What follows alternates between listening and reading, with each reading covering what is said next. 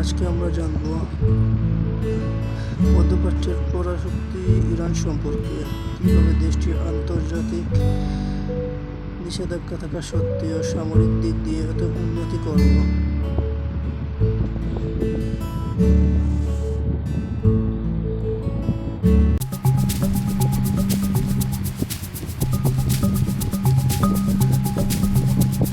ইরানে রয়েছে জাগ্রত পর্বতমালা ও আলবোর পর্বতমালা। বিদেশি কোনো বাহিনী দেশকে দখল করতে চাইলে সেটা প্রায় সম্ভব। দেশটিতে ইসলামিক বিপ্লবের পর নেতা হন আয়াতুল্লাহ খামেনি। তারপর থেকে আমেরিকা ইরানকে নিষেধাজ্ঞা আরোপ করে। ইরানের রয়েছে শক্তিশালী সামরিক বাহিনী এবং হরমুজ প্রণালী, সেটা বন্ধ করলে বিশ্ববাজারে তেলের দাম বেড়ে যায়। দেশটির রয়েছে বিশাল ভান্ডার তেলের মজুদ, যার জন্য কোনো দেশের উপর তেলের জন্য নির্ভর করতে হয় না। প্রণালী বন্ধ করলে তেল সংকটে পড়ে বিশ্ব। ইরানের রয়েছে অসংখ্য বাণিজ্যিক জাহাজ,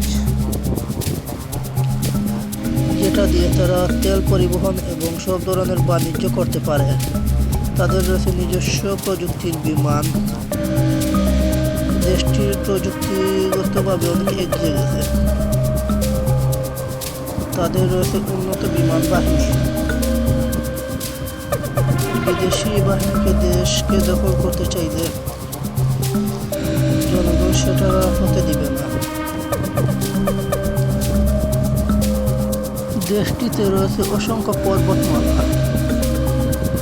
যদি আমেরিকা ইরানকে ধ্বংস করতে চায়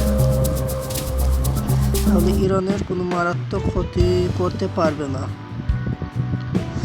দেশটির প্রয়াত নেতা দেশটিকে বাহিনীকে খুব শক্তিশালী করেছেন, যে এরা অনেক শক্তিশালী বাহিনীর সাথে যুদ্ধ করতে পারে। আমেরিকা দেশটিকে নিষেধাজ্ঞা দেওয়ার দেশের মানুষের জীবন মধ্যম ও নিম্ন মধ্যম আয়ের উপর নির্ভরশীল। তারপর ও দেশটির মানুষ একতাবদ্ধ হয়ে রয়েছে। বন্ধুরা, এই ছিল আজকের ভিডিও ইরান সম্পর্কে। সবাই ভালো থাকবেন। আল্লাহ হাফেজ।